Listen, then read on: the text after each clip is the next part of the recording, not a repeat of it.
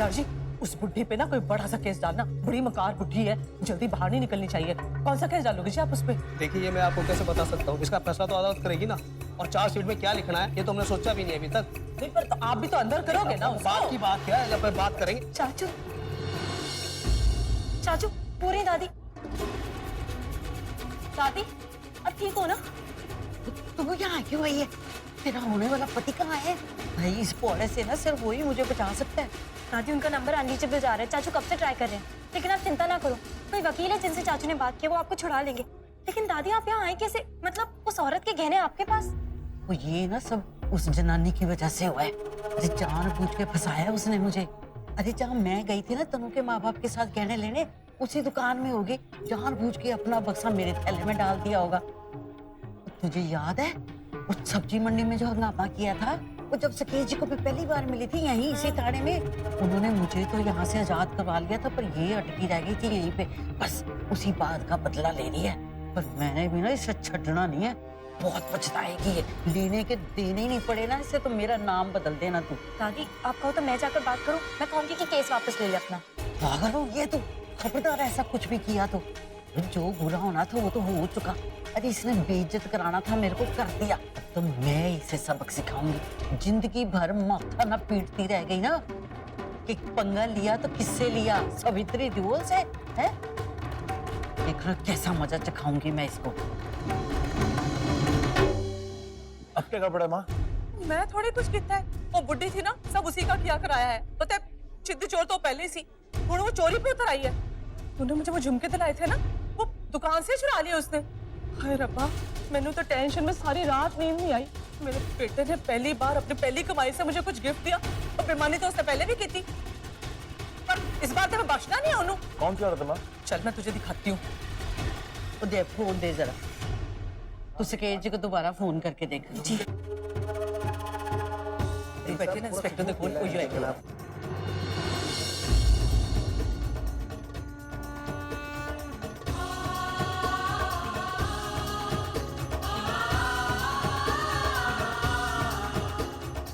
आपको पूरा यकीन है कि ये वही औरत है? पक्का मतलब?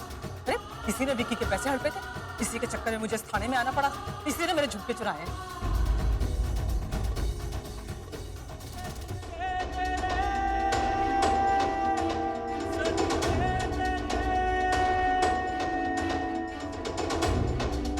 मतलब इतने दिनों से इसकी दादी से माँ की लड़ाई चल रही थी, और भाई का बिजनेस भी देविका की दादी ने ठप कराया था।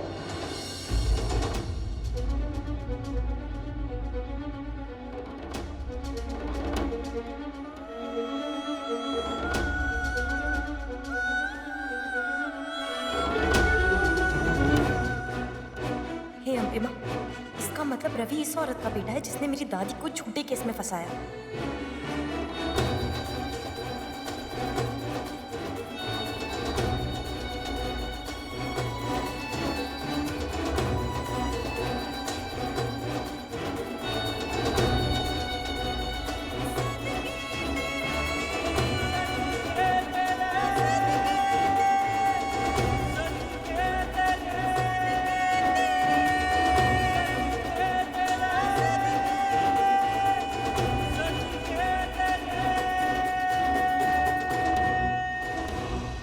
देख लेना रवि, उस बुढ़ी ने ना हफ्ते भर तक जेल से बाहर नहीं आना है।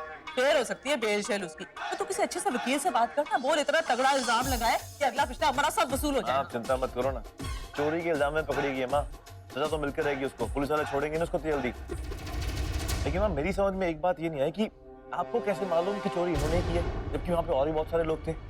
हाँ, लोग तो थे बहुत सारे, पर जब तूने मुझे झुमके दिलाए ना, ये बुढ़ी उसे घूर घूर कर देख रही थी। मुझे तभी उसके इरादे का पता चल जाता ना, तो कोई बात नहीं, रिलैक्स हो जाओ। अब हम घर चलते हैं। चलो माँ, चलो घर चलते हैं।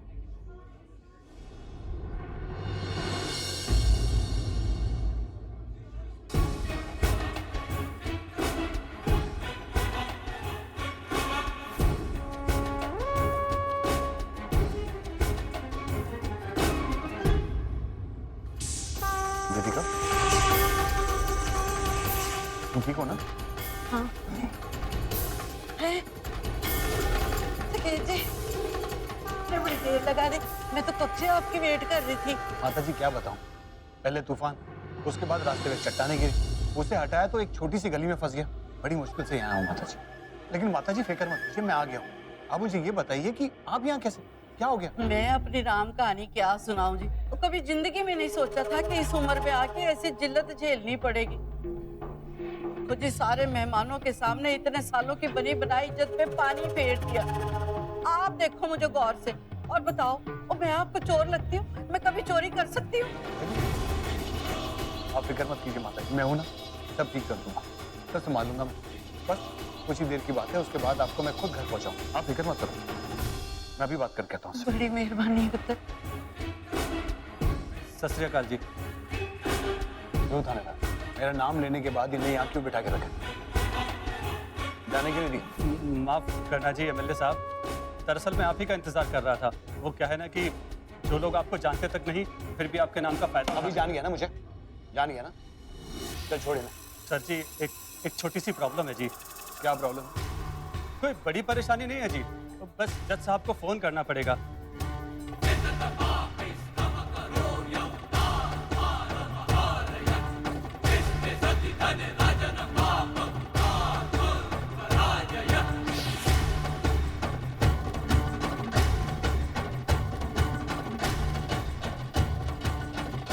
जय हिंद साहब। सुखविंदर, माता जी को छोड़ जल्दी। वो स्वाद मिट्टी कर रहे थे आप लोग। अरे आप कैसी बात कर रही हो सर जी?